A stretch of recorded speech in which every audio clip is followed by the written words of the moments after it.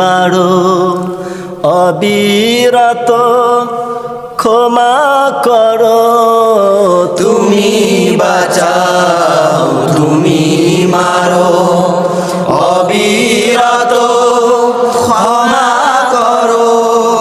ধরার যে জন তাকেই ধরো ধরার যে জন তাকেই ধরো।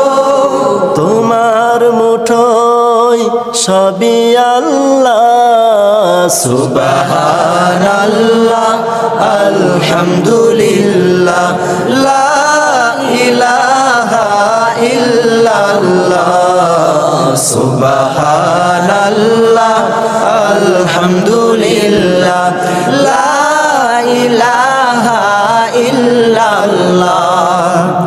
তোমার রিজিক